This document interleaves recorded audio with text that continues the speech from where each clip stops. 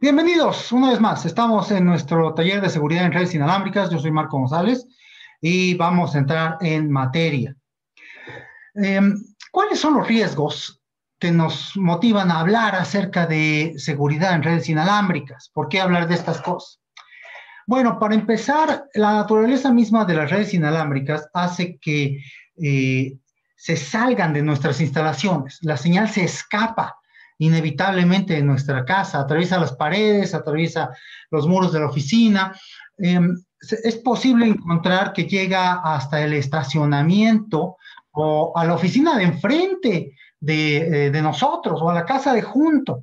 Entonces, el primer riesgo que es concebible es que alguien pudiera ingresar a la red y tener acceso a nuestra información. La red inalámbrica es un medio compartido. Cuando transmitimos, nuestra señal sale del laptop, se difunde en todas las direcciones posibles, 360 grados, y con una buena antena, con un buen hardware, es posible capturar esa información. Y si no hay encripción, pues de inmediato podemos pensar en robo de información o fugas de información. Entonces, es necesario tener algún tipo de protección, algún tipo de seguridad. El word driving es una técnica que se popularizó a finales de los 90, principios de los 2000. Ya no es tan necesario debido a que en aquel entonces era todo un juego buscar redes inalámbricas a las que te pudieras conectar, de las que te pudieras colgar sin pedir permiso. Al día de hoy hay tantas redes abiertas y tantos servicios baratos que ya no es tan necesario, pero de todas maneras yo encuentro que es sorprendente la cantidad de redes que hay por ahí. Y para muestras tenemos esta página de Wiggle, wiggle.com, que además te da una aplicación para Android en la que tú andas con tu teléfono celular y cuando se te antoja le pones actualizar y sube a la base de datos global las redes inalámbricas que se encuentran a tu alrededor. Cada puntito violeta es una medición que hizo alguien. Es increíble cómo Estados Unidos está tapizado de puntitos violetas, México no tanto, quizá por la popularidad que no es tan grande esta aplicación en México, pero estoy seguro que muchos de ustedes van a reconocer el mapa que estoy presentando, porque en primer plano dice Bosque de Chapultepec, primera sección. Eso es en plena Ciudad de México. Miren nada más la cantidad de redes inalámbricas que se pueden encontrar de esta manera. Entonces, casi podemos asegurar que si ponemos una red inalámbrica, alguien la va a encontrar, alguien la va a detectar, y no digo que sea seguro, pero muy probablemente alguien va a tratar de colarse, alguien va a tratar de introducirse a la red burlando nuestra protección. Eh, Sigue entrando gente, por eso si de repente ven que volteo, no es que no les quiera poner atención, sino que tengo que hacer clic en admitir. Eh, También tenemos redes abiertas.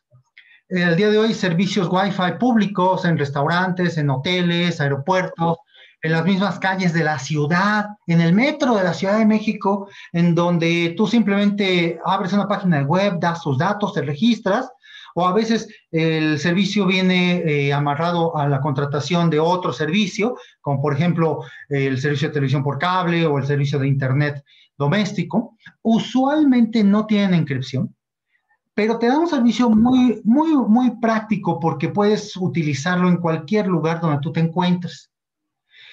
El problema es que, si bien son muy prácticas, al no tener ninguna protección de confidencialidad, al no hacer encripción, cabe la posibilidad de que alguien se ponga a husmear lo que estás transmitiendo y pueda detectar tus actividades.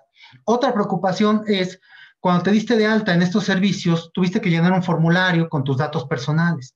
¿Cómo maneja el proveedor de servicios esos datos? ¿Los maneja de una forma segura? ¿O los va a utilizar para venderlos a alguien que va a dedicarse a hacer propaganda en el mejor de los casos? La seguridad depende del usuario. La seguridad lógica en términos de qué información estás transmitiendo. Y la seguridad física, en términos de dónde te atreves a sacar tu teléfono para conectarte a estas redes. Sí, es muy bonita la idea de tener servicio Wi-Fi en el metro de la Ciudad de México o en el Metrobús, pero a mí me daría un poco de miedo sacar mi teléfono en esos lugares y ponerme a navegar, ¿ok? Porque estoy seguro que a los 30 segundos dejaría de tener servicio inalámbrico. Y no porque haya fallado la red, sino porque, por otra razón. No, no está tan grave la situación, pero de todas maneras hay que andarse con cuidado. Otro de los riesgos a los que nos exponemos es que algunas veces los propios protocolos o las aplicaciones que usamos, el diseñador no incluyó encripción, no incluyó alguna protección de confidencialidad. Aquí podemos ver una captura de una sesión de correo electrónico, y este es el correo que todos usamos todo el tiempo, ese MTP, el correo eh, en el que pues se transmite la información en texto claro, y no hay, no miento, esta es una sesión POP3. Eh, pues aquí tenemos un usuario que se llama Beto y su password es solo yo conozco mi password. Pues no, Beto, ya no eres tú el único que conoce tu password, porque el diseñador del protocolo no tomó en cuenta la necesidad de proteger esa confidencialidad. Algunos de esos protocolos provienen de desarrollos hechos hace más de 30 años, cuando Internet era una red académica y no nos preocupaba tanto la seguridad. El día de hoy es posible conseguir un analizador de protocolos y hacer esta captura y no hay ninguna protección con algunos protocolos. Ejemplos de ataques. Aquí es donde se pone maquiavélico. En primer lugar está el ataque que no sé si llamarle ataque como tal, porque es una actividad pasiva. Ataque por captura de tráfico con un analizador de protocolos. Wireshark es un analizador de protocolos gratuito, disponible para Windows, para Linux, con el que si tu red inalámbrica no te da algún tipo de encripción, tú fácilmente puedes hacer una captura de paquetes y obtener información técnica como las direcciones MAC, direcciones IP, listas de servicios, usuarios, contraseñas, anuncios de ruteo, tráfico de HCP. Te puedes hacer una idea de la arquitectura de la red porque los protocolos están haciendo anuncios continuamente. Y hay protocolos que están hechos para compartir información, como Cisco Discovery Protocol, o los mismos protocolos de ruteo que mandan la tabla de ruteo a quien quiera escuchar algunos protocolos. Entonces, no es propiamente hablando un ataque, pero sí esto demuestra que con suficiente interés nuestra información no está debidamente protegida. Algo un poco peor en la escala de la maldad, varios escalones arriba en la escala de la maldad, es el ataque con el access point fantasma. En inglés, rogue access point. En este ataque, el hacker pone una laptop con dos interfaces de red. Una es la interfaz de red que tiene, que trae de fábrica su máquina, y la otra puede ser una interfaz USB. A ver si tenía una de mano. No se me ocurre. Bueno, cuyo factor de forma es esencialmente el mismo de una memoria USB. Lo enchufas a tu laptop y tienes una antena.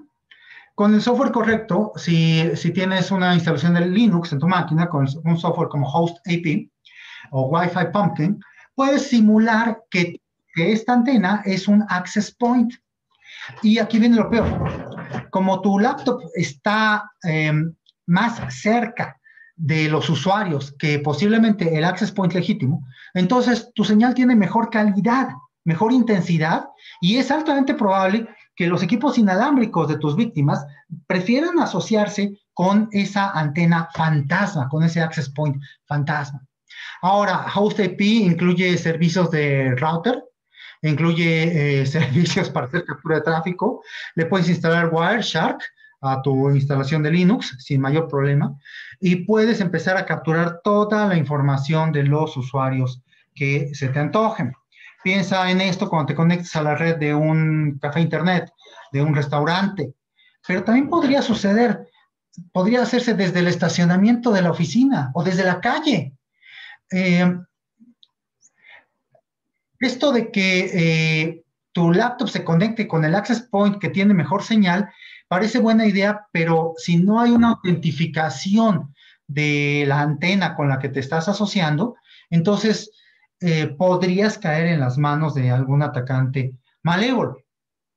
Eh, Tú puedes decir, estoy protegido porque la señal inalámbrica de mi oficina, yo estoy en el piso 10 y la señal no llega hasta la calle. Y eso es correcto. Pero ¿quién dice que el adversario no está en el edificio enfrente apuntándote con una antena parabólica que tiene suficiente ganancia, suficiente factor de amplificación? Y aunque tu señal llegue muy débil, él puede detectarla y a ti te puede hacer llegar una señal con suficiente calidad para atacarte. Uh-huh. De inmediato me pongo a pensar en estos rascacielos, estos grandes hoteles que hay en la Ciudad de México, en donde sería trivial, si alguien se lo propone, rentar una habitación y con el hardware adecuado, una antena parabólica comercialmente disponible, apuntarla a cualquier parte de una zona comercial como Polanco en la Ciudad de México y listo. Y ni siquiera tienes que estar en las inmediaciones de la oficina. No sé por qué se me ocurren estas cosas. De verdad, no sé por qué se me ocurren estas cosas. Otro tipo de ataque es el access point no autorizado. Esto quizá no empieza como un ataque.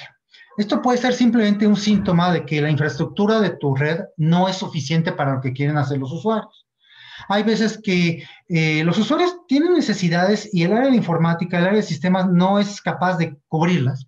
Entonces alguien tiene la brillante idea de ir a comprarse su propio equipo inalámbrico, su access point, lo lleva a la oficina, lo instala, lo conecta, lo configura, pero no necesariamente lo configura con la mejor protección, la protección que se necesita en la oficina. Entonces se vuelve una posible puerta trasera que permite la entrada a la red. En una ocasión me tocó presenciar esto en las instalaciones de un cliente al que le dimos asesoría, que se estaba volviendo loco porque había un servicio intermitente inalámbrico en la red y decidió ir segmentando la red porque ya no encontraba manera de rastrear el origen. ¿Y cuál sería su sorpresa cuando finalmente, después de mucha segmentación, de conectar y desconectar y buscar, llegó a la caseta de vigilancia y encontró que el vigilante había puesto un access point en la caseta? Y cuando le preguntó, ¿por qué pusiste esto? Le dijo, es que en el tianguis me dijeron que si quería tener servicio de internet tenía que instalar esto. En el tianguis, el vigilante, y lo había hecho. Entonces, pues no estamos exentos de este tipo de cosas. Lo peor del caso es que si tú crees que tu firewall te protegía, esto puede ser una perfecta puerta trasera detrás del firewall. Ya en un escenario más estilo Misión Imposible, te puedes imaginar un proveedor que se infiltra a tus oficinas con toda la finalidad de instalar un access point USB en el data center y dejarlo ahí para tener acceso desde afuera. ¿Por qué se me ocurren estas cosas, Dios mío? Y no debería estarlas diciendo en voz alta. Pero el punto es que queremos protegernos. El punto es que debemos protegernos. El ataque por fuerza bruta consiste en probar todas las combinaciones posibles de caracteres o de combinaciones de palabras hasta romper la clave de encripción. Si tienes una red inalámbrica que tiene una llave de encripción estática, es susceptible de un ataque por fuerza bruta. Herramientas como AirCrack, John the Ripper, Rainbow Crack, Loftcrack, Hydra, que es mi favorito, Ncrack de Nmap, te permiten lanzar ataques y tú especificas, por ejemplo, quiero que intentes con los usuarios que se encuentran en esta lista, en esta lista que está en este archivo, y con todas las palabras que están en este otro archivo. Si tú haces una búsqueda de diccionarios en Internet, te puedes encontrar listas de palabras de diccionario. La última vez que busqué, encontré un archivo con 200,000 palabras del lenguaje español. 200,000 palabras. Entonces, si tú escogiste una palabra de diccionario como password, es trivial romper ese tipo de protección. Si escogiste una combinación de caracteres con mayúsculas, minúsculas, etc., entonces tienes una protección mucho más robusta. En este escenario que les estoy mostrando en la pantalla, utilicé Kali Linux para tratar de colarme a un router en donde el usuario era conocido. Bueno, yo conocía el usuario y el password. El usuario era admin, el password era cursos, con C minúscula, 6 caracteres, y la conexión era por telnet. No era un ataque inalámbrico, pero era para ilustrar un ataque de fuerza bruta. Decía aquí que se podía tardar 65.646 horas y 50 minutos. ¿Ok? Eso es seguramente inaceptable. ¿Por qué? Porque estaba probando todas las combinaciones de caracteres. La moraleja de esta historia es: mientras más grande sea la longitud de tu contraseña, es mejor protección. Ahora, la mala noticia es que todos los servicios que hacen autentificación por medio de una contraseña son susceptibles de ser atacados de esta manera. Y es solamente cuestión de tiempo para que el atacante encuentre la contraseña. Seguimos subiendo en la escalera de la maldad. El ataque por redirección ARP es verdaderamente infame. Este ataque consiste en explotar una característica del protocolo Address Resolution Protocol, ARP, que sirve para que una máquina encuentre la dirección MAC, la dirección Ethernet, de otra. Cuando tú conoces una dirección IP, pero no sabes la dirección MAC, puedes lanzar una pregunta ARP, un mensaje a la dirección de broadcast para preguntar: oigan, ¿alguno de ustedes tiene la dirección 10.1.1.15, por ejemplo? Y si esa máquina está prendida y te contesta, te va a contestar con una respuesta diciendo: aquí estoy y mi dirección MAC es esta. Acuérdense que las direcciones MAC son las que se utilizan en la capa 2, a nivel Ethernet, a nivel wireless. Bueno, aquí viene la parte maquiavélica. ARP no se diseñó con seguridad en mente. Cuando los diseñadores del protocolo construyeron esas reglas, pues era una época en la que todos confiábamos en todos. Entonces existe algo llamado ARP gratuito, una respuesta a una pregunta que nadie hizo, por eso es gratuito. Nuestro adversario, el hombre de la capucha gris, se conecta a la red de cualquier manera. Ni siquiera tiene que ser inalámbrico, puede estar conectado en el escritorio, puede estar en la máquina del contador, en la máquina de la recepcionista, y desde ahí empezar a mandar mensajes ARP gratuitos. Escoge a su víctima y le dice: hola, ¿qué tal? Soy tu router, y tu router tiene una nueva dirección MAC. La dirección MAC de tu router es 001122334455. Después se voltea y le dice al router: hola, ¿qué tal? Soy el usuario bla, bla, bla, y la nueva dirección MAC de ese usuario es 001122334455. Y el switch que está en medio reconoce la ubicación del atacante, y él sabe que el atacante tiene la dirección 001122334455, pero no sabe que es un atacante. Resultado: el tráfico se triangula a través de la máquina del atacante. Pero esperen, se pone peor, porque el atacante podría tener software para simular una red, una página de web legítima.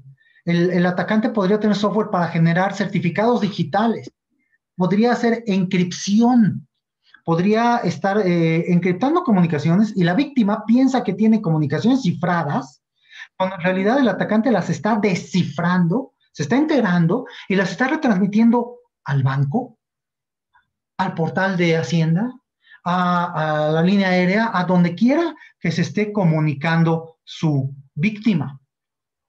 Por eso digo que esto es infame. Quizá lo único bueno en este escenario es que este ataque no se puede lanzar por internet. Bueno, sí se puede, pero no les voy a decir cómo, porque no es cierto. Se puede solo si tomas control remoto de una máquina, pero necesitas que la máquina que está lanzando el ataque esté físicamente conectada a la red de tu víctima. lo que significa que al menos en principio siempre tienes la posibilidad de detectar al atacante y agarrártelo a cachetadas. ¿Quién dice que defenderse no es divertido? El ataque por desasociación de la red es otro ataque y yo lo pongo hasta en el último escalón en la escala de la maldad, porque este ya es un ataque criptográfico. En este escenario, el adversario va a abusar de un mecanismo que sirve para registrarte en la red inalámbrica. Cuando tu máquina se quiere conectar a la red inalámbrica, intercambia una serie de paquetitos, primero para autentificar que sí se está conectando a la red correcta.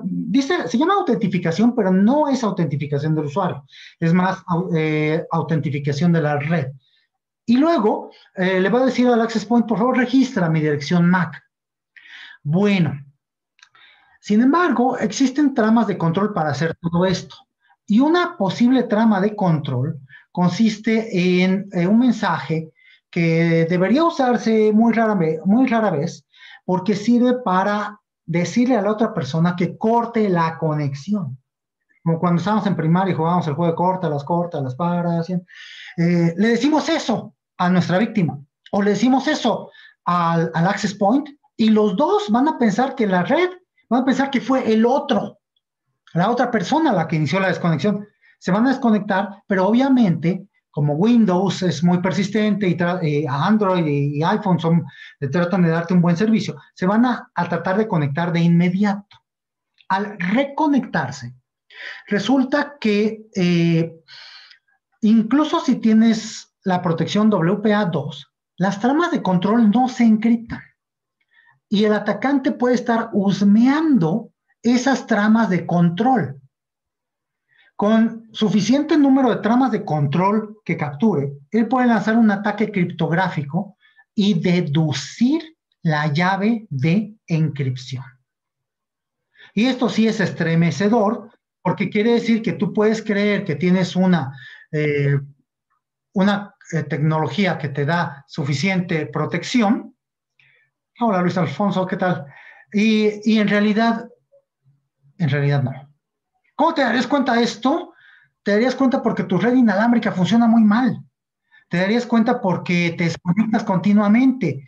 Te darías cuenta porque es lento, estás a mitad de una transferencia y te botó de la red. Pero esto también sucede simplemente cuando hay interferencia.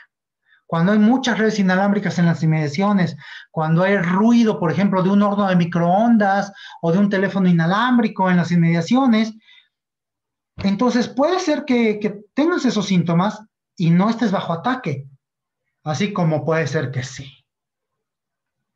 ¿Cómo podemos entonces protegernos? ¿Están temblando? ¿Están temblando de miedo? Espero que sí, porque la protección no va a ser sencilla. Pero no se asusten, sí hay manera de protegernos. Para empezar, debo decir que la seguridad perfecta no existe, ni tampoco podemos aspirar a tener una protección perfecta. Lo único que podemos aspirar es a mejorar nuestro nivel de protección ante el nivel de riesgo al que nos estamos enfrentando.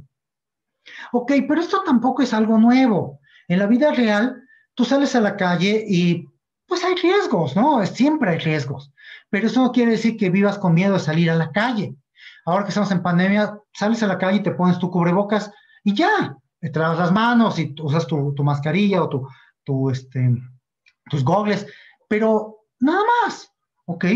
El punto es encontrar las medidas de protección adecuadas para el nivel de riesgo al que te estás enfrentando.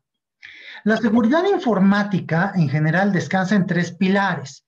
Y este es un concepto que no nada más se aplica a las redes inalámbricas, pero me pareció importante recordarlo, porque a veces se saca fuera de proporción esto de los riesgos y las amenazas y nos asustamos de más. La seguridad informática consiste en proteger confidencialidad, integridad y disponibilidad. Confidencialidad quiere decir asegurarnos que la información solo pueda ser escuchada o entendida por la gente autorizada para ello. Integridad significa asegurarnos que la información no pueda ser alterada más que por las personas autorizadas. Y disponibilidad, curiosamente, está un poquito peleada con la confidencialidad, porque la disponibilidad tiene que ver con asegurarnos de que la información esté disponible en el lugar y el momento que queremos, pero la confidencialidad dice que no, que solo si estás autorizado. Entonces, es una estira y afloja, y nosotros como arquitectos de seguridad tenemos que decidir cuál es el nivel apropiado para cada una de estas dimensiones. Eso lo vamos a lograr con 3 tipos de controles de seguridad. Uno es perros Doberman, sí, son muy buenos para la seguridad. Me refiero a los controles físicos. Los controles físicos tienen que ver con el acceso físico a la red, el acceso físico a las oficinas. Y aquí estarían los perros guardianes como medida de protección, sí, fuera de WhatsApp. Puertas con chapa, con controles de seguridad, con puertas, controles biométricos, por ejemplo, videovigilancia, rejas electrificadas, cerraduras, bardas de 2 metros de altura y 2 metros de profundidad. Todo eso son controles físicos.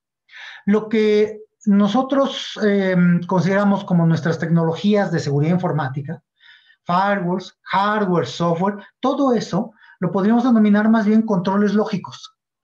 Todo lo que implica hacer encripción, hacer controles de integridad, poner un software especial, poner un sistema de videovigilancia, de detección de amenazas, todo eso son controles lógicos. El tercer tipo de controles son los controles administrativos, las reglas y políticas de seguridad que tenemos que divulgar. Algo así como un letrero que diga alto, prohibir el paso, solo personal autorizado. Por supuesto que el puro letrero no va a impedir que alguien con suficiente determinación ingrese a tu red, pero por lo menos va a servir como respaldo para emprender acciones legales en contra de alguien que, a pesar de la advertencia, haya decidido hacer hacking hacia tu red inalámbrica. Entonces, 3 tipos de controles. Y otra consideración muy importante, defensa a fondo. Defensa a fondo significa no depender de un solo mecanismo de protección. Así como los castillos medievales tenían múltiples líneas de defensa, este es un castillo en Aragón, España, que creo que salió en la serie de Game of Thrones, por cierto. Fíjense la arquitectura de este castillo, tiene un perímetro exterior, hay un lado que tiene un acantilado, entonces pues ahí no pusieron mucha barda, pero adentro del perímetro hay otra barda y adentro hay una torre y adentro hay otra torre. Entonces la idea es que si el enemigo traspasa la primera línea de defensa, tú sales corriendo, por supuesto, ¿qué esperaba? Pero sales corriendo hacia una posición predeterminada desde la cual puedes enfrentar nuevamente al enemigo. Ahora sí que vivir para poder luchar un día más, sí, ajá. Pero eso quieres hacer. En seguridad informática, nosotros hemos copiado esta doctrina militar para significar no dependas de un solo mecanismo de seguridad. Está muy bien que tengas un firewall, está muy bien que tengas encripción inalámbrica, pero no dependas solamente de un mecanismo de seguridad. Vamos a ver cómo combinar esos mecanismos más adelante.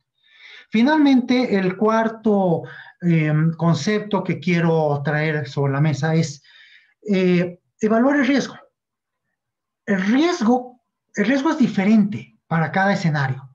El riesgo se puede ignorar. Puedes vivir ignorando que estás corriendo un riesgo. Se puede mitigar si instalas los controles de seguridad apropiados. Se puede traspasar. Por ejemplo, si contratas a alguien para hacer tu vigilancia, si contratas un seguro, una protección, estás traspasando el riesgo. El riesgo se puede asumir, puedes decir, sí, yo doy la cara, ¿y qué? Lo único que no puedes hacer es eliminarlo. Después de instalar toda tu tecnología de seguridad informática, va a quedar un riesgo residual. Tu objetivo como especialista en seguridad debe ser que el nivel de riesgo residual sea un nivel que estás dispuesto a asumir. Ah, y otra cosa muy importante, esas medidas de mitigación que pusiste no deben costar más que los daños de sufrir el riesgo. Aquí aplica eso de no te debe salir más caro el caldo que las albóndigas. Si vas a comprar un firewall que cuesta $5,000, pues a lo mejor ponerlo en tu oficina con 200 usuarios podría estar justificado, pero ponerlo en tu casa probablemente no, porque el costo va a ser excesivo y el nivel de riesgo, pues tal vez no es tan grande. Al usar una red inalámbrica estamos asumiendo un riesgo, sí, pero también estamos obteniendo beneficios, flexibilidad, movilidad, productividad. Podríamos ponernos filosóficos y decir que todo en la vida consiste en correr riesgos. Nuestra vida es tomar decisiones y decidir qué riesgos asumimos. En la matriz que está en la lámina, esa matriz me gustó porque ejemplifica lo que hace un analista de riesgo informático. Tú evalúas diferentes escenarios y los calificas por la magnitud del daño posible. El costo, ¿cuánto te va a costar perder esos respaldos, ese disco duro de respaldo? ¿Cuánto te costaría que se robaran la información de tu empresa? ¿Cuánto te costaría que se robaran los passwords, las contraseñas? No sé, le pones un número en la medida de lo posible. Pero en la otra dimensión, pones un número a la probabilidad de riesgo. Porque pueden haber escenarios para los que el impacto es muy grande, pero la probabilidad es mínima. O escenarios en donde la probabilidad es altísima, pero el impacto es mínimo. Lo que tienes que proteger primero son los escenarios en donde la probabilidad es alta y el impacto es alto. Ahí sí no hay vuelta de hoja. Eso es lo que tienes que mitigar primero. Bueno, ahora sí. Entonces, ¿cómo mejoramos la seguridad en nuestras redes Wi-Fi? Wired Equivalent Privacy fue la primera generación de seguridad inalámbrica. Apareció en la primera mitad de los años 2000. En su momento era buena idea, fíjense qué significa, qué dramático. Era la primera tecnología de capa 2 que hacía encripción. Sin embargo, no lo hacía muy bien. Resulta que a la hora de especificar el protocolo, los diseñadores del protocolo utilizaron un algoritmo de encripción llamado RC4, desarrollado por la compañía RSA. Y no es que el protocolo fuera malo, sino que a la hora de especificar el protocolo, los diseñadores inadvertidamente lo debilitaron. RC4 utiliza algo llamado un vector de inicialización, que es un número entero que se concatena con la llave de encripción. Todos usamos la misma llave, y se genera una secuencia pseudoaleatoria que va a servir para encriptar los datos. El problema estuvo en la forma como se genera esa secuencia pseudoaleatoria y que el vector de inicialización se transmite en texto claro. O sea, imagínate, una parte de la llave se transmite en texto claro y para acabarla de amolar hay valores débiles del vector de inicialización.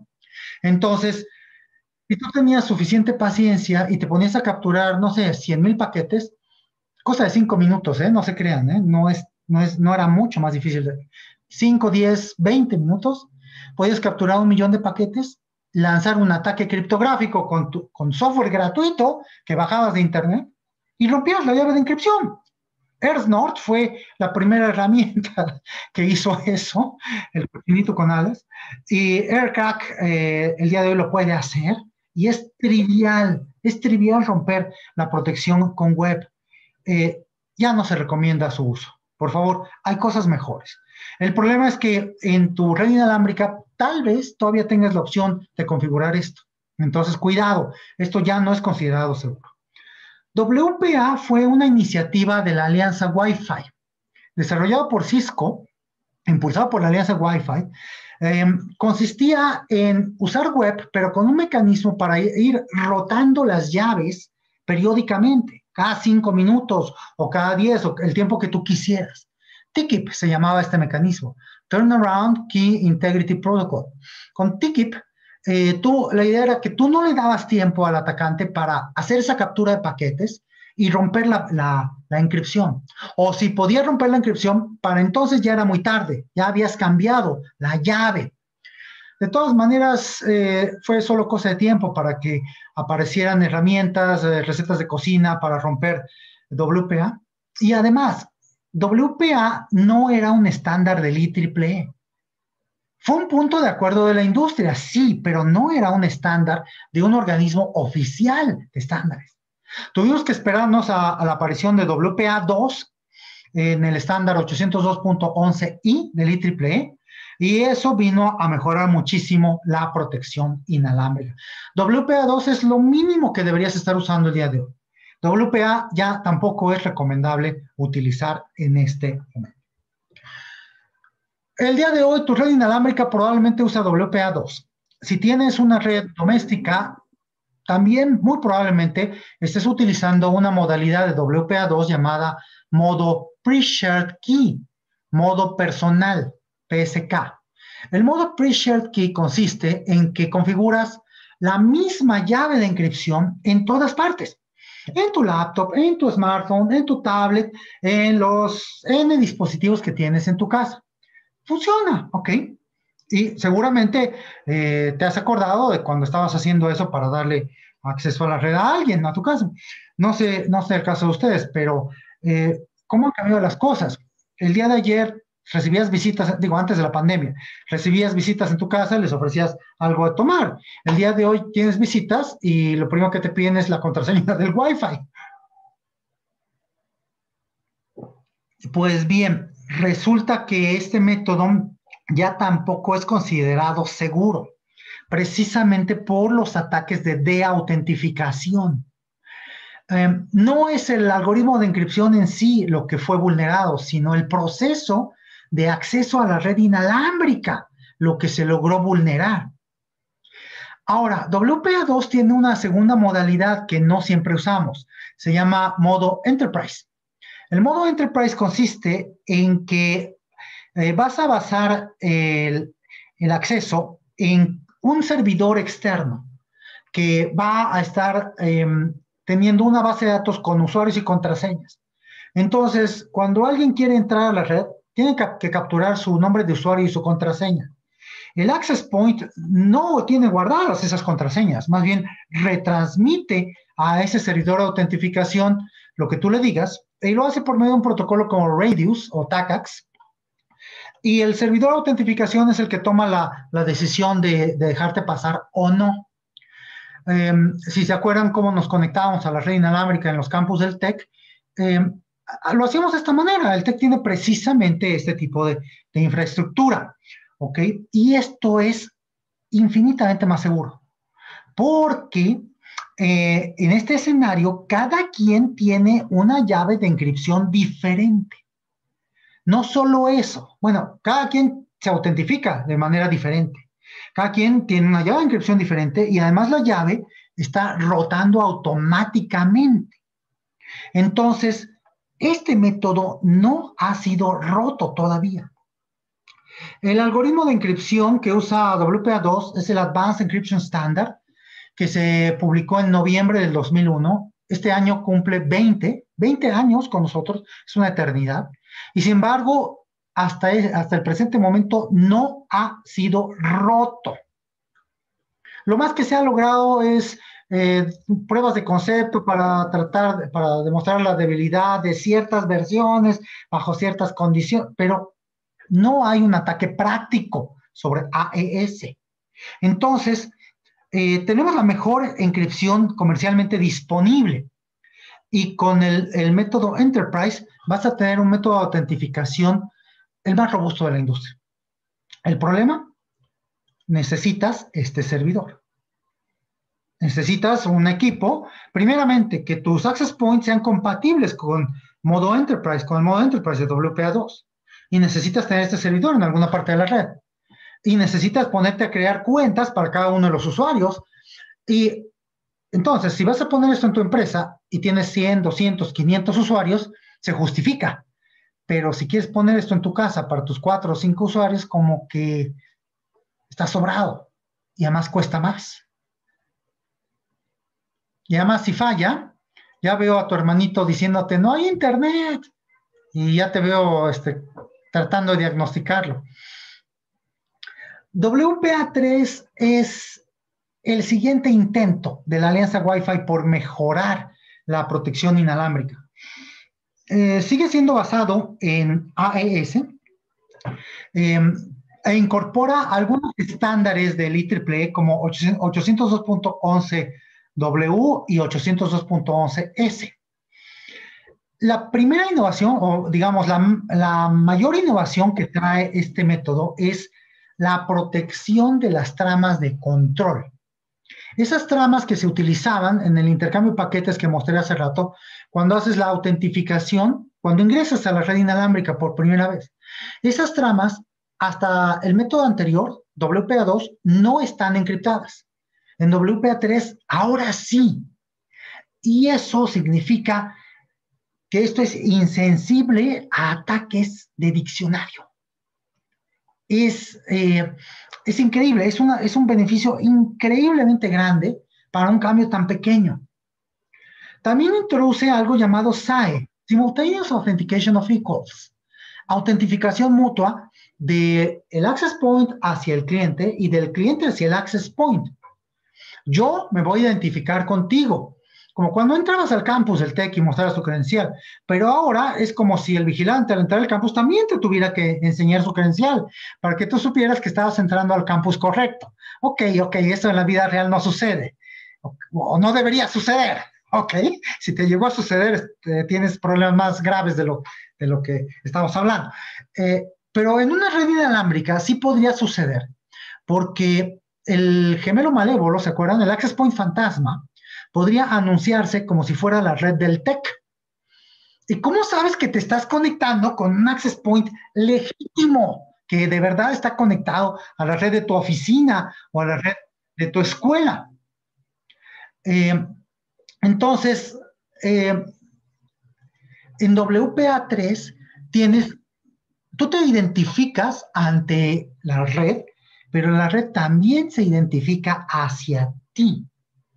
Existe algo llamado Opportunistic Wireless Encryption, que significa que aun si no estás configurando encripción forzosa, puedes tener un método de encripción um, aún para redes públicas, para redes abiertas, como por ejemplo en un restaurante, en un hotel. Entonces, eh, al cliente del hotel, al huésped del hotel, le dices, conéctate a la red piso 21 y, y le das un usuario y un password y su máquina empieza a hacer encripción automáticamente. Puede trabajar en modo personal y en modo enterprise. Es compatible hacia atrás con WPA2 y tiene una modalidad en la que solo soportas WPA3. Claro que esto de solo WPA3 te obligaría a cambiar toda tu infraestructura. Entonces, francamente, no lo veo factible para el caso de una escuela, un hospital, un hotel o algunas oficinas. Pero si puedes cambiar a todo WPA3, tu protección va a ser infinitamente mejor. Easy Connect es otra funcionalidad que viene con este punto de acuerdo de la industria. La idea es que los dispositivos del Internet de las Cosas, estas bocinitas inteligentes, esos focos inteligentes, ¿cómo los conectas a tu red? Pues seguramente te tienes que conectar por Bluetooth o en el instructivo dice, configura tu laptop en esta dirección IP y abre esta página, o tienes que ejecutar una aplicación para que se descubra mutuamente las cosas. Bueno, Easy Connect consiste en que ahora va a ser posible tener un código QR para que tú lo captures con una aplicación en tu teléfono celular y puedas simplemente agregar el dispositivo a tu red inalámbrica. Entonces, tiene muchas ventajas el, eh, el uso de WPA3. Se sigue utilizando el algoritmo de encripción Advanced Encryption Standard. AES tiene 20 años con nosotros, casi, pero sigue siendo robusto. Interesantemente, hace unas semanas, el TEC organizó una serie de pláticas que hacen periódicamente. En esta ocasión tocó como invitado el doctor Taher El Gamal, el inventor del algoritmo El Gamal. Y al final de la plática hicieron la sesión de preguntas y respuestas y yo tuve suerte de que mi pregunta fue la última que logró colarse, la última que logró contestar. Le pregunté cuántos años más le daba de vida al algoritmo AES y lo que él me dijo fue indefinido, porque el algoritmo AES no se ha roto criptográficamente hablando. Y los ataques que se han lanzado son con llaves de encripción de cierta longitud. Nosotros siempre podemos aumentar la longitud de las llaves de encripción y hacer el algoritmo más robusto. Y eso es exactamente lo que hizo WPA3. En WPA2 teníamos llaves de encripción de 128 bits y en WPA3 la llave creció a 192 bits. Son solo 64 bits más, pero es exponencialmente más robusta la encripción con AES. También se utiliza criptografía de curvas elípticas en algunas partes del algoritmo. La criptografía de curvas elípticas tiene el potencial de protegernos aún contra el cómputo cuántico. Entonces, esto tiene el potencial de ser lo más robusto que hemos tenido en la industria hasta ahora. Claro, si a todo esto escoges el modo personal y el password Cisco 123, pues ni cómo ayudarte. El otro inconveniente que esto tiene es que los dispositivos que estamos viendo aparecer en el mercado, que soportan WPA3, como los que están en la foto, tienden a ser de la gama alta de dispositivos. Ya tiene 3 años que se publicó el estándar, estamos justo en el punto en el que deberíamos empezar a ver una masificación del protocolo. Normalmente, eso se tarda en los protocolos nuevos, 1, 2, 3 años, desde que aparecen, desde que se publican, y no son tecnología de punta, pero solamente los muy valientes o los que tienen mucho dinero pueden permitírselo. Y a partir de los 2 o 3 años empiezan a masificarse y los costos se desploman. Estén pendientes de esto, porque podría tener sentido cambiar tu access point este año o el año que viene. Otra forma de proteger tu red inalámbrica es con el uso de otras tecnologías de encripción. Por ejemplo, tecnologías VPN, Virtual Private Network, una red privada virtual. Una tecnología VPN te va a permitir encriptar paquetes IP, independientemente de si estás usando una red inalámbrica o no. En sus orígenes, esto se inventó para permitir conexiones encriptadas a través de Internet entre localidades fijas o entre dispositivos móviles y una localidad central. La idea es que tus paquetes IP de datos, tus paquetes originales, se van a encriptar y se van a encapsular en un nuevo paquete IP. El paquete IP externo, ese no lo puedes encriptar porque de alguna manera tienes que indicar cuál es el origen y cuál es el destino de ese transporte, de ese paquete. ¿Okay? Un fisgón que estuviera aquí en medio viendo pasar esta información, se daría cuenta que este paquete IP color cremita lleva algo encriptado. Se daría cuenta de la dirección IP de origen de aquí, del router de la izquierda y la dirección IP de destino del router de la derecha, y se podría preguntar por qué se estarán diciendo secretitos, ¿ok? Pero no puede acceder a la información. Ahora, en nuestras redes inalámbricas, la idea es que tú podrías tener el mismo software instalado en tu dispositivo, en tu laptop, en tu tablet, en tu smartphone, y crear paquetes IP encriptados, encapsulados dentro de otros paquetes IP, dirigidos a una dirección en Internet predeterminada. Esa dirección IP podría ser la de un equipo de tu oficina que está funcionando como terminador VPN, o podría ser un proveedor de servicios VPN comercial. ¿Ok? ¿Saben a qué se parece esto? Se parece a que tú salieras a la calle y quisieras tomar un taxi y le dijeras al taxi, llévame a Veracruz. Sí, cómo no, esquina con qué. No, al puerto de Veracruz. Y entonces el taxista te dice, sí, cómo no, son 50,000 pesos. Tú dices, ¿qué? Entonces le dices, no, mejor lléveme a la central de Abastos. Y te vas a la central de Abastos y buscas un trailero con cara de estar aburrido y no tener trabajo. Y bueno, no sé si va a salir más caro o más barato fletar un tráiler, ok, seguramente va a salir más caro, pero le dices al trailero, ¿cuánto nos cobra por llevarnos a mí y al taxi al puerto de Veracruz? Entonces, subes al taxi a la caja del tráiler. El taxi es el paquete IP original. El tráiler es el paquete IP que va a cruzar por la red pública. Cierras la caja y eso es equivalente a encriptar. Y una vez que está cerrada la caja y el tráiler va circulando por la carretera, nadie sabe lo que contiene. Podría contener verduras, cajas de huevos, refacciones automotrices, indocumentados o un taxi. Llegas al otro lado, se baja el taxi y ya, pues, ya se pone a circular. Eso es lo que haces con una conexión VPN. Por eso te sirve si tú quieres ver el catálogo de Netflix en otro país, ¿ok? Si tú quieres simular que te encuentras conectado en un país diferente. Ahora, cuidado.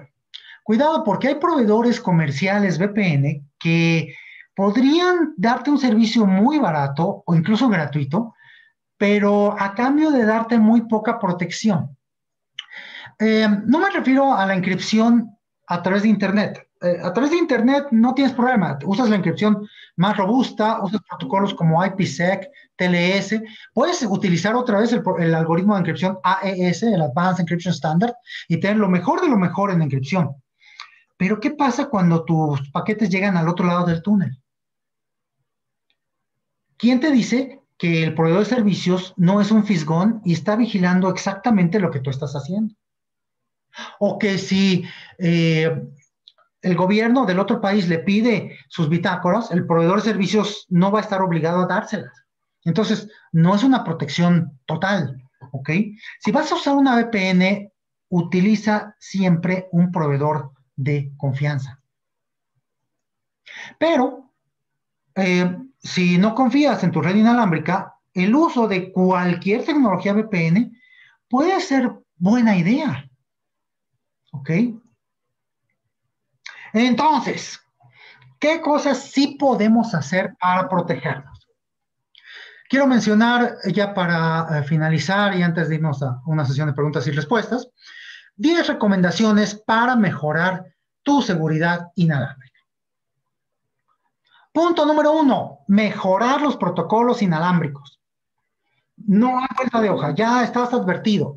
WPA2 en modo personal ya no es considerado seguro. WPA2 en modo Enterprise sí, pero a menos que quieras poner un servidor adicional, lo mejor es que cambies a WPA3.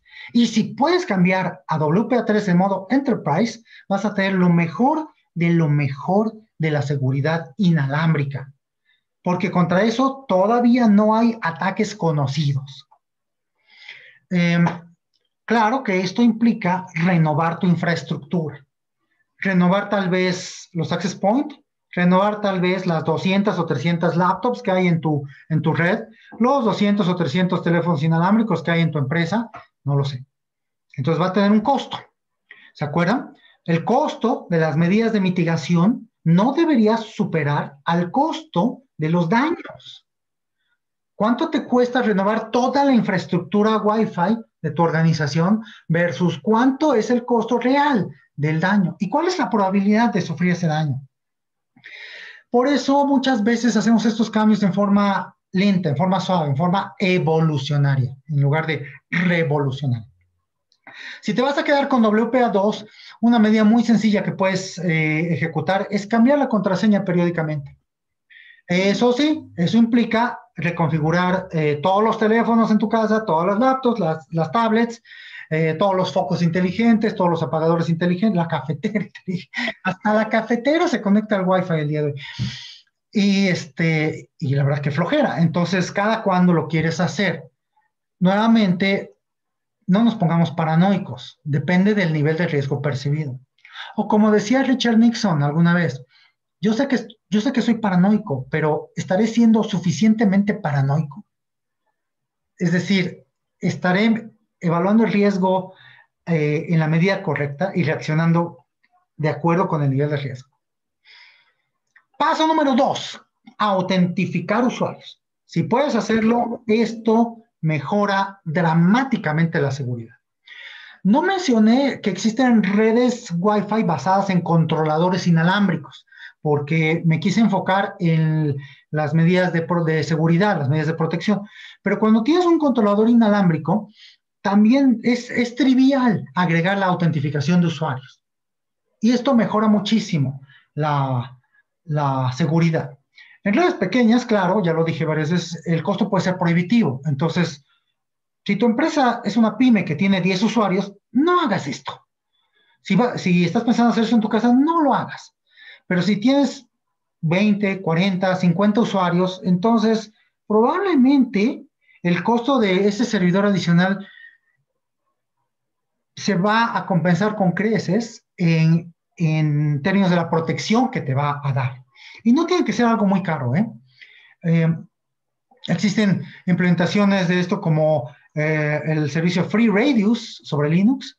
Ya si quieres algo comercial, Cisco ISE, el Integrity Identity Services Engine, es una solución comercialmente disponible, por ejemplo. La posibilidad de clave única para todos los servicios. Esa es otra maravilla. Así como te estás autentificando en la red inalámbrica con el usuario Marco, el password Cisco 123, no usen ese password por el amor de Dios. Podrías tener el mismo usuario y password en todas partes.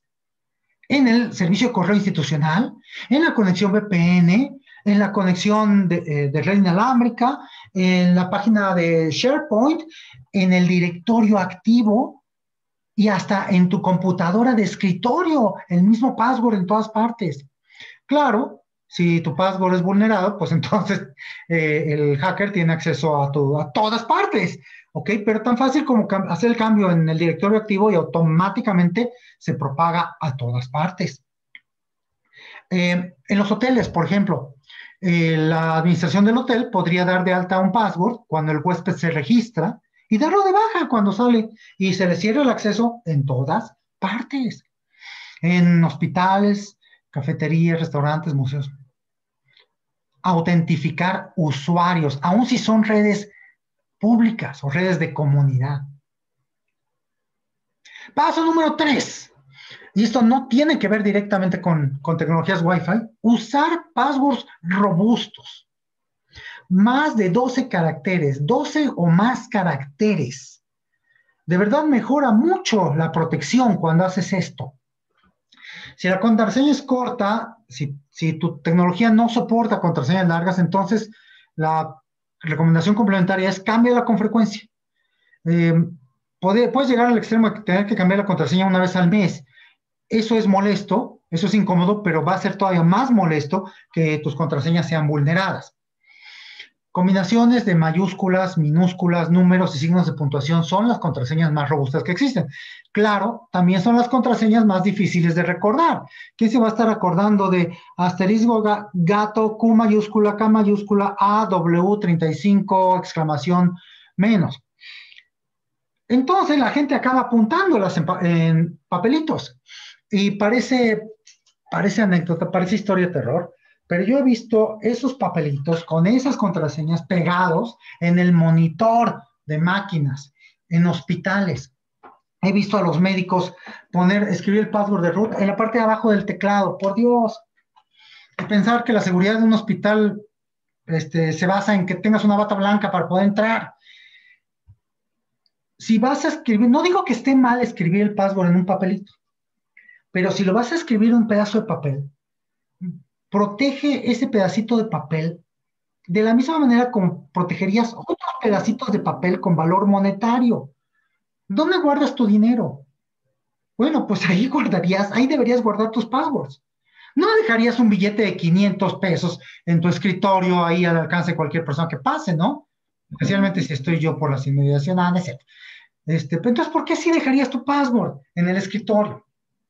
No usar palabras de diccionario. No usar la misma contraseña en todos los servicios. No compartir contraseñas. La regla del cepillo de dientes. No compartirías tu cepillo de dientes, ¿verdad? Y cambia tu cepillo de dientes una vez cada 3 meses. Bueno, esto de cambiar cada 3 meses la contraseña es un poco discutible porque si tienes una contraseña de 16 caracteres, Hay quien argumenta que es tan robusta que podrías no cambiarla en varios años y el nivel de riesgo no es tan alto. Ok, ok, es discutible. Si no quieres escribir tu password en Buenas, sí, pedacitos, sí. ¿Aló? Sí, sí te oigo. Sí te oigo, sí te oigo. hola, si quieres, perdón, pensé que tenías una pregunta. Si quieres escribir tu password en algún lado, considera utilizar una libreta de passwords, una aplicación que haga encripción del archivo donde están todas tus contraseñas. Password Safe, desarrollado por el experto criptógrafo Bruce Schneier, es una de estas aplicaciones, lo descargas de pwsafe.org. KeePass es otra aplicación, también las dos muy recomendables, las dos disponibles, las dos gratuitas, las dos disponibles para Windows, Mac, Android, Linux, todo, y hacen encripción robusta de tu libreta de passwords. Les guarda las contraseñas como si se tratara de dinero. Cuesta trabajo, ¿eh? Cuando yo empecé a utilizar una de estas aplicaciones, era una flojera, pero hasta que me hice la idea de cada vez que me registre en un nuevo servicio, tengo que abrir la aplicación y generar ahí el password. Al día de hoy tengo 700 passwords. ¿De dónde salieron 700 passwords? Dios mío, es que a cada rato te das de alta en todas partes. Hasta que aparecieron los servicios de login único como ingresa este servicio por medio de tu cuenta de Google o tu cuenta de Facebook. Sí, ok, también se vale. Pero entonces pon un password verdaderamente robusto en esas cuentas. Paso número 4, habilitar encripción en todas partes. Esto ya ni tendríamos que decirlo. ¿Ok? Si tienes la opción entre un protocolo que haga encripción y uno que no, siempre inclínate por que haga encripción. HTTPS en lugar de HTTP, Secure Shell en lugar de Telnet. Que es que no puedo tener HTTPS porque no me alcanza para comprar un certificado digital. Por Dios, hay certificados digitales gratuitos. Búscate el servicio Let's Encrypt, así se escribe todo junto, let'sencrypt.com, y puedes obtener un certificado digital gratuito para tu sitio web. Encripta sistemas de archivos en dispositivos móviles. ¿Qué pasaría si te roban tu celular o tu tablet o tu laptop? Encripta tus respaldos, pero eso sí, no pierdas la llave, porque la encripción actual es tan robusta que podríamos enfrentarnos a que el día que nos vayamos a morir, los archivos que se queden encriptados se van a quedar encriptados por muchos años más y nadie va a poder desencriptarlos. Así de robusta es la situación. Hay una anécdota, el caso de el dueño de un servicio de intercambio de criptomonedas que supuestamente se murió. Y digo supuestamente porque lo enterraron y todo, pero eh, antes de morirse lo habían demandado porque hubieron una serie de movimientos medio extraños en los que se hicieron transferencias monetarias de todas las cuentas de su servicio a una serie de cuentas concentradoras de las que él era el único que tenía la llave. Convenientemente se murió el señor y nadie puede encontrar las llaves de esas cuentas para ver tan solo los movimientos. Entonces, lo último que me quedé del chisme es que entablaron un juicio para desenterrarlo, para ver si de veras se murió y no está en Singapur dándose la gran vida o en Dubái, quién sabe. Paso número 5. Habilita todas las medidas de protección de tu infraestructura. Por supuesto, redes wireless LAN basadas en concentradores es buena idea. DHCP Snooping, vigilancia del protocolo DHCP, la asignación dinámica. Nuevamente, estas funcionalidades van a ser más fáciles de hacer en una red grande, en una gran empresa. Nuevamente, tenemos que adecuar las protecciones al riesgo y al tamaño de nuestra organización, ¿ok? Pero miren, es como en la seguridad física. ¿En qué momento te compras un carro blindado? Sí, de veras, ¿en qué momento te compras un carro blindado? Pues te va a costar mucho más que un carro normal. Eh, no siempre se justifica. y a veces que no es protección suficiente. Entonces, igual con estas medidas de seguridad. DHCP snooping consiste en vigilar la asignación de direcciones IP para ver que no haya nada raro pasando con eso. ARP Inspection, Dynamic ARP Inspection.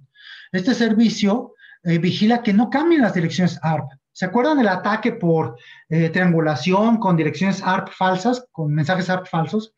Bueno, te puedes proteger contra esto. Y fabricantes como Cisco, Juniper, Huawei te dan estas funcionalidades. Esto no debería ni siquiera mencionarse. Antivirus y firewall en todas partes. Bueno, sí, ok, Windows Defender hace muy buen trabajo de protección, pero actívalo, por Dios, y confía en sus recomendaciones. Y si no, pon un antivirus y un firewall comercial. No te quieras ahorrar eso. Sistemas de detección de intrusiones. Estos son sistemas que hacen vigilancia de los paquetes y buscan comportamientos anómalos, comportamientos extraños.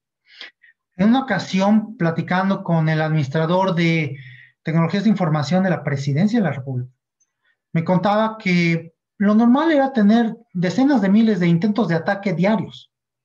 Y esos decenas de miles de intentos de ataque los registraba el IDE, pero no pasaban a través de los firewalls.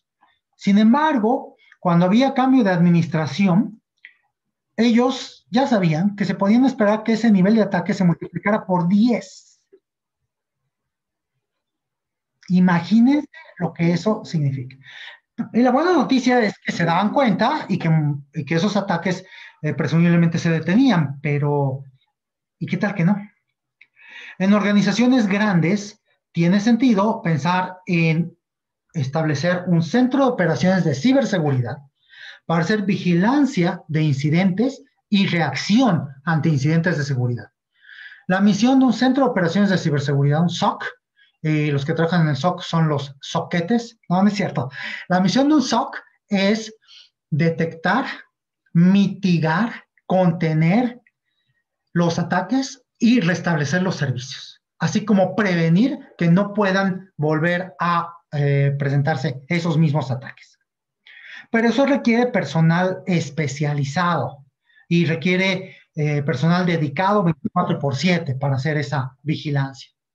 Entonces, atención muchachos, aquí hay un montón de oportunidades de trabajo. Paso número 6, aislar las redes inalámbricas. Sí, de plano. De plano, si no confías en la seguridad que te da la red inalámbrica, ¿para qué la conectas a tu red? Puedes tener redes inalámbricas distintas para zonas distintas. Para la línea de producción, la fábrica, donde tienes los equipos IoT del Internet de las Cosas, para el área de oficinas, para visitantes, para proveedores, para clientes. Vas a tener equipos como firewalls con restricciones, o debes tener restricciones para los flujos de tráfico entre diferentes zonas de la red.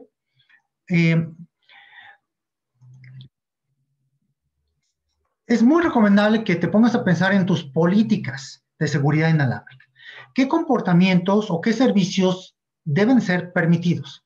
Por ejemplo, navegar en Internet, a lo mejor sí. Usar aplicaciones de dispositivos móviles, probablemente sí. El protocolo DNS, probablemente sí.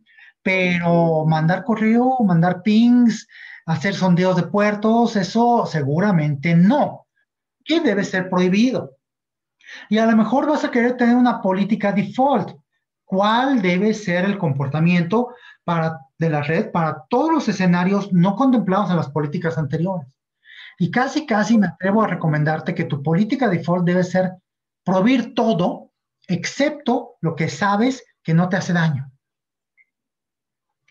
En el caso extremo, que es lo que tenemos representado del lado derecho, podrías querer considerar una separación completa de la red inalámbrica. Me encontré esto en las oficinas de un banco en la Ciudad de México. El banco en cuestión, cuyo nombre no puedo mencionar por razones obvias, tiene una red inalámbrica, pero por normatividad interna, la red inalámbrica tiene una conexión independiente a Internet. Y Y la red de la oficina tiene el firewall y solo hay máquinas de escritorio, no hay laptops, no hay máquinas inalámbricas dentro de la oficina. Entonces yo le preguntaba a la gente, ¿y por qué tienes entonces una red inalámbrica?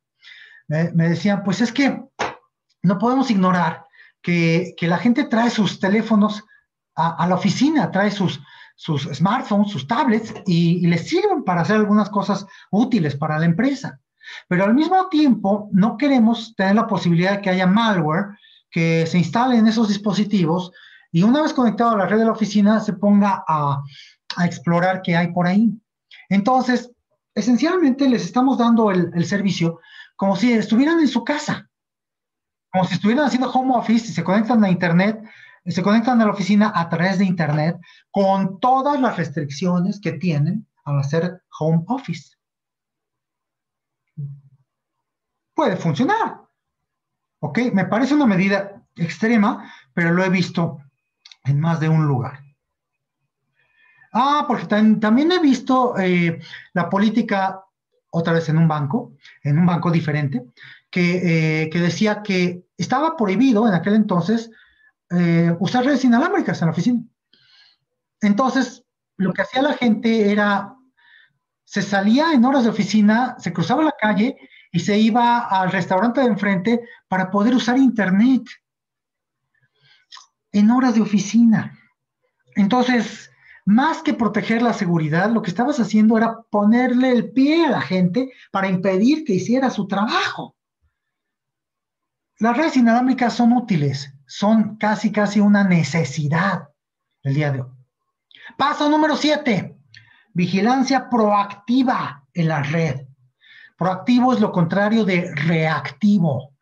En lugar de estar respondiendo a incidentes de seguridad, trata de anticiparte, trata de detectar situaciones que te avisen que se avecina un incidente de seguridad.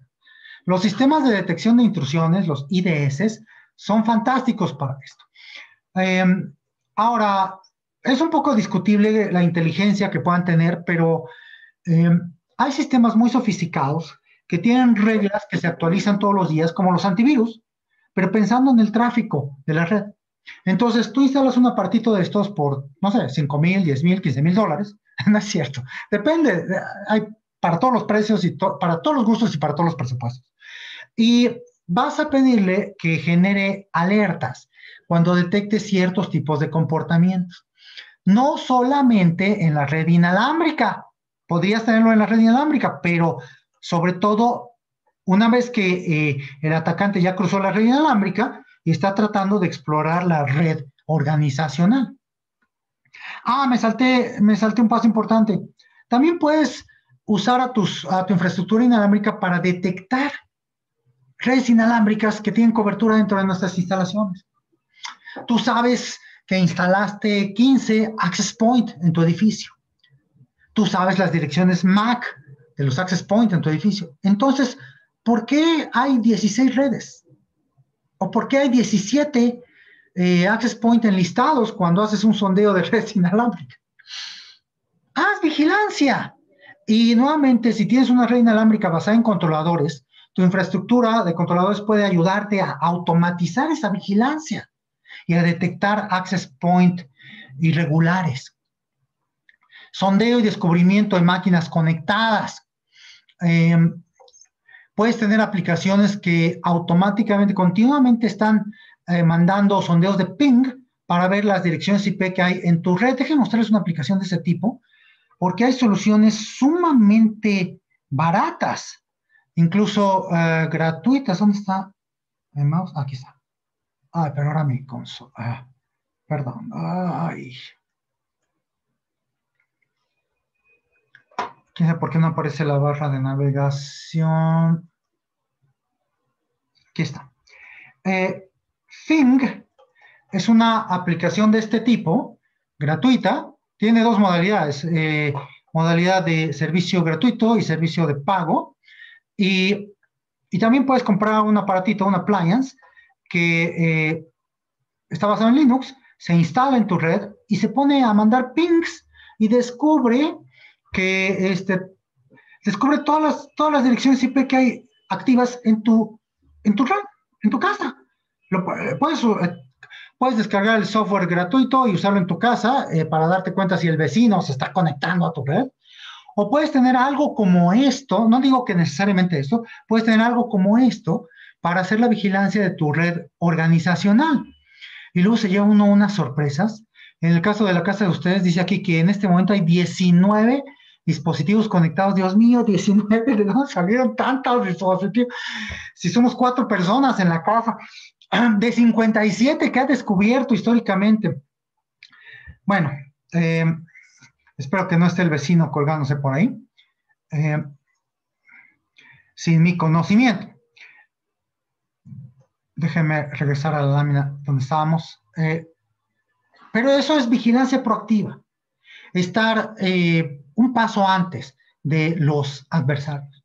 Si tienes infraestructura que genera bitácoras, como switches, routers, firewalls, los mismos access point, los servidores, una buena idea es concentrar todas las bitácoras en algún sistema con algún protocolo como syslog, sincronizar las estampas de tiempo, por supuesto, para que las bitácoras tengan sentido.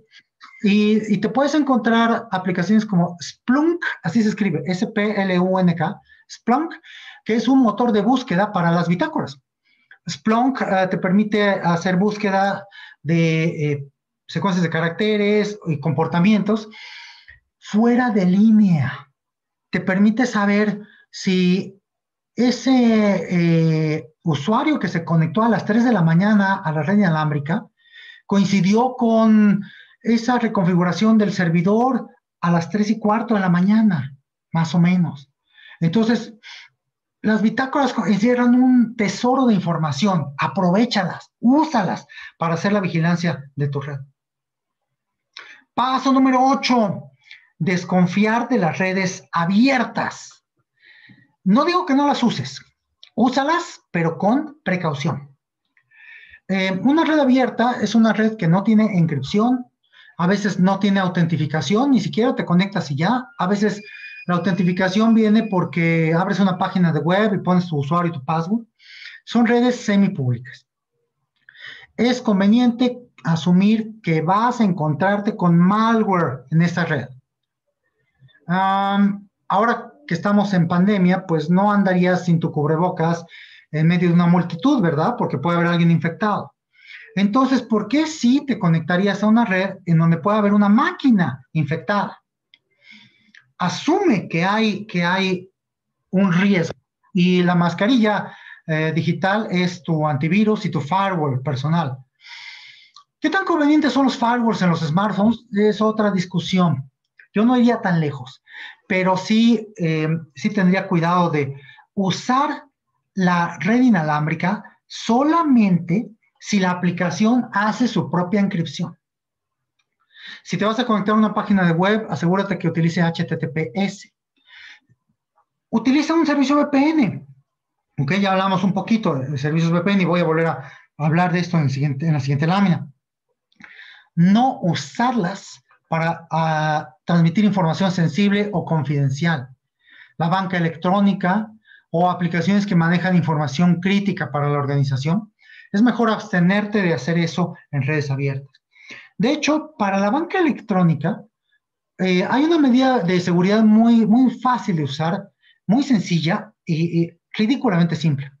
Apaga tu Wi-Fi y conéctate por medio de la conexión de datos 3G o 4G. O si en tu zona ya existe algún proveedor 5G que funciona con líquido de las rodillas, no es cierto, 5G también, porque en Wi-Fi es posible lanzar un ataque de intermediación, pero en 4G o 5G no. Entonces, estás un poquito más protegido. Y además, la aplicación bancaria seguramente hace su propia encripción, pero defensa a fondo, no confíes solamente en la aplicación del banco, así como no vas a confiar en la red inalámbrica. Ya para que te logren interceptar en la red 4G es porque el atacante trabaja para la compañía telefónica. No digo que sea imposible, pero está mucho más difícil que un atacante casual que te encuentras en el aeropuerto o en el restaurante o en el café internet.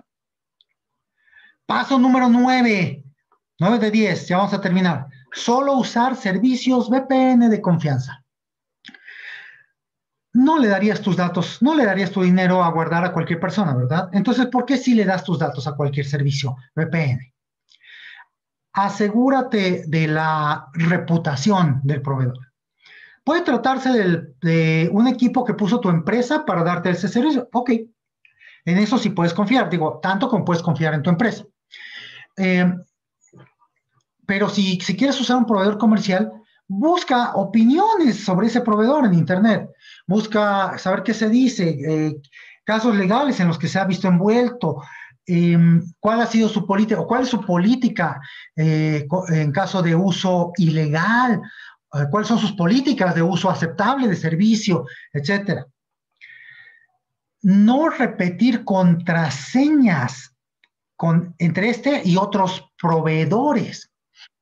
Hay un servicio en Internet que se llama Have I Been Pwned, que te avisa si tu contraseña le fue robada a algún proveedor de servicio alguna vez en la vida. Búsquenla.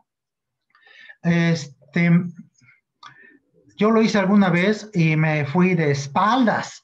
Les voy a mostrar la página. ¿Dónde está?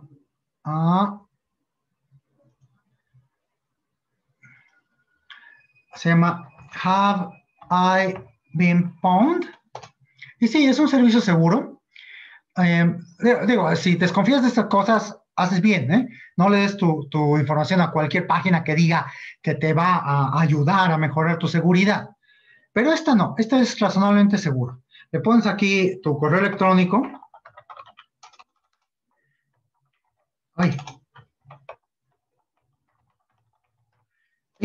La primera vez que hice yo esto, me iba de espaldas, porque mi correo electrónico, el correo electrónico de mi empresa aparece en un montón de incidentes de seguridad ampliamente conocidos. En octubre del 2013 le robaron a Adobe, sí, Adobe, 153 millones de cuentas. Canva en 2019, ese software de diseño gráfico en la nube, Dropbox, LinkedIn, ShareDX, y todos estos son servicios que sí recuerdo estar usando. Entonces yo me iba de espaldas. Cuando vi esto, de inmediato cambié mis passwords. Ok. Moraleja. No uses la misma contraseña en todos los servicios, porque puede suceder que el proveedor haga su mejor esfuerzo por protegerte, pero ese esfuerzo no sea suficiente. La libreta de passwords, ¿se acuerdan? Por eso acaba uno con 700 passwords diferentes, pero es mejor lidiar con esa libreta de passwords y andar buscando. Tiene un buscador la libreta, no es tan grave. Es mejor lidiar con eso que te roben tus credenciales de todos lados. Y finalmente, desconfiar de los servicios gratuitos. Si alguien contrata un acceso a Internet y pone firewalls y pone equipo que hace encripción y desencripción y una página de web y un software de validación de usuarios, y tú sabes que todo eso cuesta, ¿cómo puede ser que te regalen el servicio? Por Dios. ¿Cómo se sostienen financieramente? ¿Cuál es su modelo de negocio? Ojo, no estoy diciendo que no los debas usar. Solamente estoy diciendo que desconfíes, que tengas una sana desconfianza y que te asegures de que tu modelo de negocio es un modelo legítimo. La maldición de cloud computing consiste en que es bien fácil registrarte en un servicio como estos y después ya no te puedes salir. Es más fácil subirte a la nube que bajarte de la nube.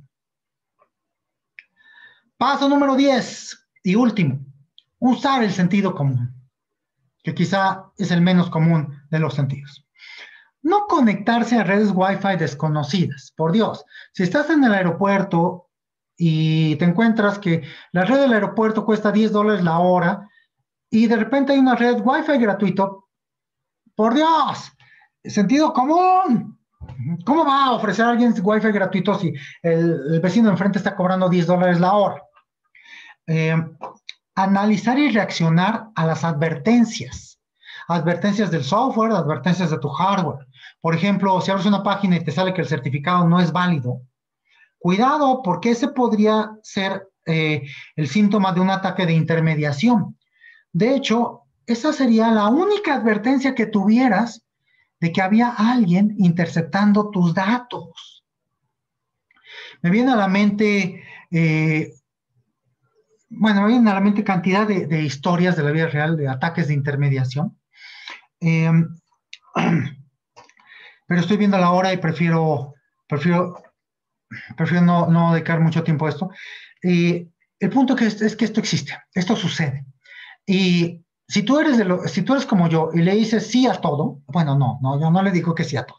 ¿Ok? Pero si te aparece una ventana en tu computadora y te acostumbras a decir que sí, estás cayendo redondito ante un ataque de intermediación. Mantener actualizada la tecnología, por Dios, eso también es de sentido común. Aplica las actualizaciones críticas, aplica las actualizaciones de seguridad de tu sistema operativo, actualiza tu hardware, actualiza tu software. ¿Cada cuándo actualizas tu teléfono celular? Aquí los dispositivos IoT, desgraciadamente, tienen la mala reputación de que no se actualizan. Entonces podrían tener vulnerabilidades que no vas a remediar hasta que no cambias ese foco o esa bocina. Define redes que son de confianza, de redes en las que más o menos puedes confiar, y no uses aplicaciones con misión, aplicaciones con información crítica en redes que no sean de confianza. Ok, la seguridad perfecta no existe, pero el punto es, en algún momento tienes que empezar a confiar en tu red. Entonces, si has tomado precauciones, si ya mejoraste tu red Wi-Fi a WPA3, si estás usando HTTPS, si estás usando una VPN, pues a lo mejor no es tan grave usar la red Wi-Fi en tu casa, aun cuando no tengas, WPA3 sí es lo mejor, pero aun si tuvieras WPA2, ¿ok? Porque tu nivel de riesgo no es tanto. Sentido común. Pero esas mismas condiciones en una red diferente ya no aplican, porque no es una red que conozcas, no es una red de confianza. Y la mejor recomendación de todas, no depender de una sola protección o un solo mecanismo de seguridad. Defensa a fondo. Si falla un mecanismo de seguridad, deberías tener otros que bloquean o impiden o retardan el ataque. Sí mejora tu protocolo Wi-Fi de encripción, pero ten también un firewall en tu computadora, ten un antivirus. No te conectes a páginas de dudosa reputación, no instales software de dudosa reputación, no, hazle caso a las advertencias de controladores no firmados y ese tipo de cosas. Defensa a fondo, no dependas de un solo mecanismo de protección. Me gustaría terminar con una reflexión. Esta es una frase que me gustaría adjudicarme la autoría. No, la verdad es que no sé si a alguien más se le ha ocurrido, pero es una frase pues de sentido común realmente. La seguridad está en la forma de hacer las cosas. Tener la mejor caja, el mejor access point, el mejor protocolo, el mejor software, el mejor algoritmo de encripción, no te sirve de nada si tu password es ISCO123. La seguridad proviene de cómo utilizas esa caja, ese software, ese algoritmo de encripción. La forma de hacer las cosas tiene que ver con nuestra cultura, con la cultura. Y en una organización hay una cultura organizacional. Entonces también podemos hablar de cultura de seguridad informática. Nuestro papel como arquitectos de seguridad informática, como asesores en seguridad, y no nada más en redes Wi-Fi, consiste en ayudar a nuestra organización a desarrollar esa cultura de seguridad informática. Háganlo y todo lo demás fluye por sí solo. Muchísimas gracias. Gracias a todos los que nos acompañaron hasta este punto. Les voy a dejar mis datos en la pantalla durante un rato. No sé si alguien tenga alguna pregunta. Pasamos a nuestra sección de preguntas y respuestas.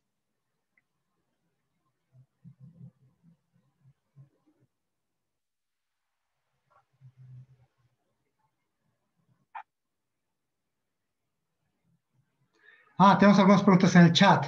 Déjenme leerlas.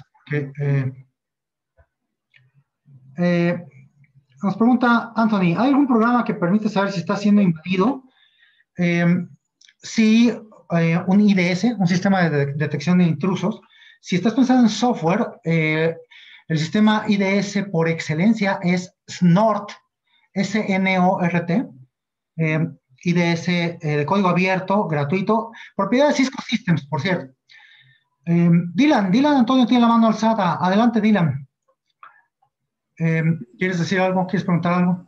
Hola, profe. Sí, yo tenía una duda. Por ejemplo, nos decía que no era recomendable conectarse a redes públicas, ¿no? Porque podrían interceptar los paquetes y eso. Entonces, yo recuerdo que hace un tiempo, Ajá. hace unos años, yo intenté como que iniciar desde sesión en Facebook desde una computadora e intentar como interceptar los paquetes desde otra. Y pues como estaba en HTTPS, pues iba cifrado Ujú, pues ujú, los datos, ¿no? ujú. Entonces esa es mi pregunta. ¿En las redes públicas no sucedería lo mismo de, pues los datos ya van cifrados porque se utiliza HTTPS? Aún así se podría ver el Cierto, usuario y la contraseña. no. Si ya tienes un mecanismo de cifrado y el ataque viene después, estás protegido. Por eso la conveniencia de tener múltiples mecanismos de defensa. La pura red inalámbrica solo te puede proteger contra el acceso, contra que alguien se conecte y pudiera tener conectividad hacia ti. Em, pero si tus comunicaciones ya estaban cifradas desde antes, entonces tienes un segundo mecanismo de protección y muy probablemente no tienes problema. Ahora, si una vez entrando a la red inalámbrica el adversario lanza un ataque de intermediación, tú te darías cuenta porque los certificados digitales dejan de ser seguros. Entonces, habría manera de darte cuenta, de darse cuenta, pero si decides ignorar esas advertencias, entonces sí se podría comprometer tu información. Y entonces sí podría alguien meterse a tu cuenta bancaria y hacer movimientos, pero los bancos, muchos bancos tienen autentificación de múltiples factores. Entonces, tienes, por ejemplo, los tokens bancarios, donde dejé mi token, y eso es otro factor de protección adicional. Gracias, Entonces, profe. no es tan grave. Gracias por la pregunta. Eh, Nos pregunta Felipe Macías, si la red ya fue invadida, ¿qué herramientas usar para hacer un análisis forense? Vamos a tener una plática de análisis forénsico, me parece que el jueves, con el maestro Iván Escobar. Eh, Hay muchas herramientas. Eh, Depende, sobre todo, del tipo de infraestructura al que te estés enfocando, porque no es lo mismo hacer un análisis forénsico sobre Windows que sobre Linux, Windows Server, o sobre un dispositivo Cisco, En términos generales, te diría que es toda una disciplina, es todo un tema y no es algo que se pueda responder en 4 o 5 recomendaciones. Eh, pero sí, hay herramientas, sí. Lo que sí te puedo decir es que cuando respondes a un incidente de seguridad, debes tratar de recuperar primero la información más volátil, la información que está en la memoria RAM de los equipos. Congelar los equipos, meterlos en hibernación, por ejemplo, puede ser una buena idea para después hacer el análisis forénsico sobre eso. Hacer una copia del disco duro sector por sector. En el caso de los routers y switches, las tablas de ruteo, las tablas ARP, las tablas de traducciones NAT, las tablas de sesiones IPsec, por ejemplo, son volátiles, entonces respaldar todo eso de inmediato. Y tener una bitácora en donde se respalden todas esas cosas de inmediato te va a ayudar también. Eh, Miguel Loyola nos comenta OS Forensics como herramienta para documentar. Muchísimas gracias, Miguel. Sí, hay montones de herramientas.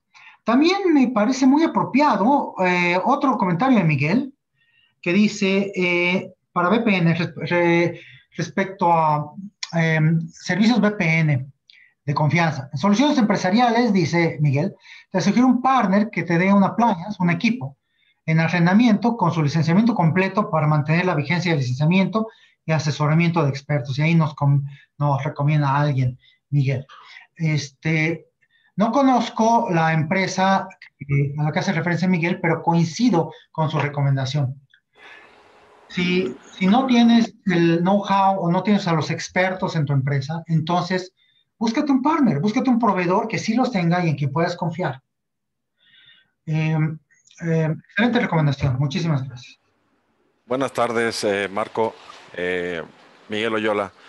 El sitio que hice referencia es un sitio en donde pueden observar un ranking de algunas marcas involucradas en temas de seguridad de appliance. Y ahí viene dentro de esa misma link que compartí, Fortinet, pfSense y algunas otras soluciones. Y bueno, la idea es que cuando no eres un experto en todo, pues necesitas gente que esté dedicada justamente en estos temas y pues te puedan apoyar, ¿no? Claro que sí, exactamente. Gracias. Muchísimas gracias por tu comentario, Miguel. Fantástico. No sé si tengamos otro comentario o pregunta. Yo nada más quisiera aportar un comentario más, Marco, con respecto a los dispositivos celulares. No dejemos de lado el tema de las conexiones Bluetooth. Aún he visto algunos dispositivos que tienen habilitado el Bluetooth. Y evidentemente, aunque sabemos que el Wi-Fi tiene un gran alcance, pues el Bluetooth también es un punto de vulnerabilidad para los dispositivos móviles. Para el caso de las redes públicas, veo que tenemos que tener confianza sí con los sitios que vienen cifrados, pero no debemos dejar de lado a dónde nos estamos conectando. Herramientas como Pineapple o la piña, que o sea, comúnmente se ocupa para tema de redes inalámbricas, pueden estar siendo como un intermediario dentro del usuario y una conectividad pública. Entonces, La intermediación, claro que sí. exacto. Entonces, evidentemente, pues redes públicas sí definitivamente no es una buena opción. Gracias. Es correcto, Miguel. Pero pues ahí están, ¿no? O sea, coincido contigo totalmente. Sin embargo, también hay que ver que las redes públicas te ofrecen un servicio. Si estás perdido en la ciudad y necesitas acceder a Google Maps y lo único que hay disponible es la red Wi-Fi del C5 en la Ciudad de México, esa es una red pública sin encripción, en donde sabes que puede haber todo tipo de malware y vulnerabilidades, pero tú tienes que evaluar si el beneficio que te va a dar es superior al riesgo que vas a tener. Eh, y a veces uno acaba usándolas, ni modo. Lo que no debes hacer es hacer tu banca por internet a través de esas redes, por ejemplo. ¿Ok? Hay empresas que tienen la política de no permitir que sus empleados se conecten a redes públicas con el hardware que le fue dado al empleado por la empresa. Y tú podrías en tu organización tener una política similar. Entonces, ¿cuál es el nivel de riesgo? Decía Bruce Schneier alguna vez que el cerebro humano está muy bien diseñado para medir el riesgo en el entorno físico. El hombre de las cavernas a lo mejor tenía que decidir, viene un elefante corriendo hacia mí, ¿me aplasta o no me aplasta? ¿Me aplasta o no me aplasta? El día de hoy cruzas la calle y viene un microbús corriendo hacia ti y tú tienes que decir, ¿me aplasta o no me aplasta? ¿Me aplasta? Y a lo mejor te avientas y tu cerebro evalúa muy bien ese riesgo y no te aplastan. Pero cuando se vuelve en temas abstractos como estos, nuestro cerebro falla catastróficamente. ¿Cuál es el riesgo de perder información de tu empresa? Sí, no, realmente, ¿cuál es el riesgo? ¿20%? ¿30%? ¿Le puedes poner un número? Ya ven cómo es bien difícil. Y ahí es donde necesitamos tener criterios y necesitamos pensar de antemano en estas cosas para tener políticas que nos ayuden a decidir. Coincido perfectamente. Muchas gracias, maestro. Gracias. Alejandro Mariaca nos dice, ¿qué tan seguros son los Passwords Manager? Personalmente no me gusta usarlos porque siento que la empresa o desarrollador tiene acceso a los datos. Bueno, un Password Manager seguro no debería permitir que el desarrollador tuviera acceso a los datos. El punto es cómo te aseguras de esto. Si estamos hablando de un Password Manager en la nube, desgraciadamente siempre te puede quedar la duda de si eso no tener una puerta trasera.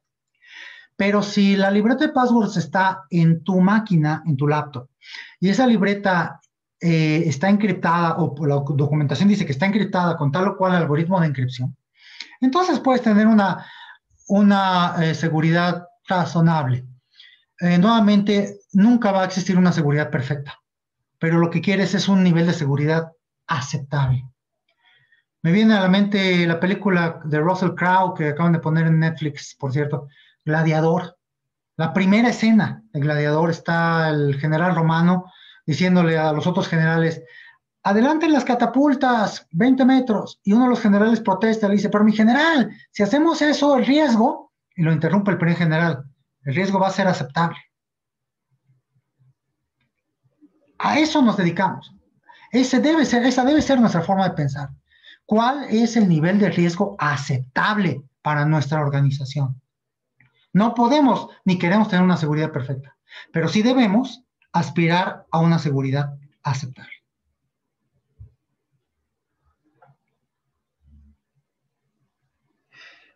Rolando Rosas, ¿qué tan eficientes son los VPN y cómo sé que los mismos desarrolladores de los VPN no nos están robando los datos? Ah, muy buena pregunta. No, pues no lo sabes. Ese es precisamente el problema.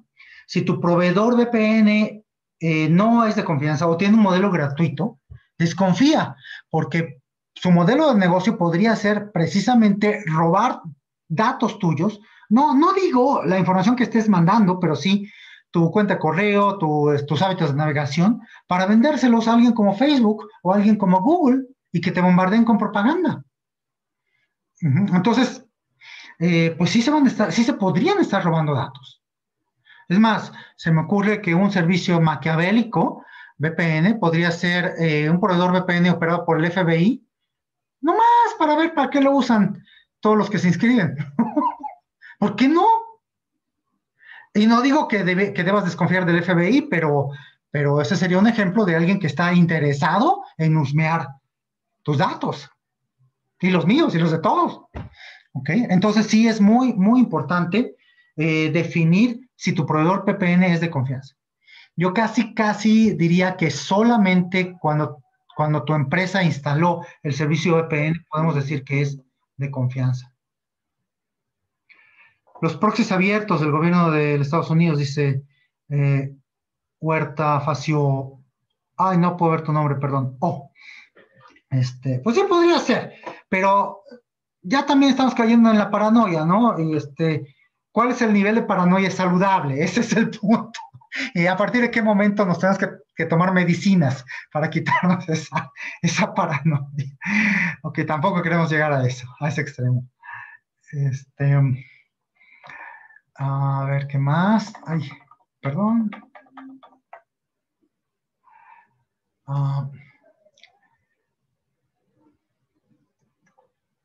Bueno, pues si no hay más preguntas, quiero agradecer nuevamente su participación, su asistencia. Tuvimos una asistencia bastante nutrida, me da mucho gusto.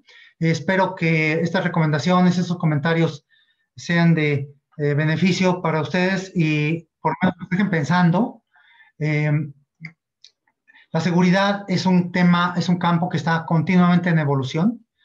La tecnología está en evolución, los ataques están en evolución, los objetivos de los atacantes están en evolución, pero lo que no cambia es que la seguridad está en la forma de hacer las cosas. Muchísimas gracias una vez más. Voy a detener la grabación. Hasta la próxima.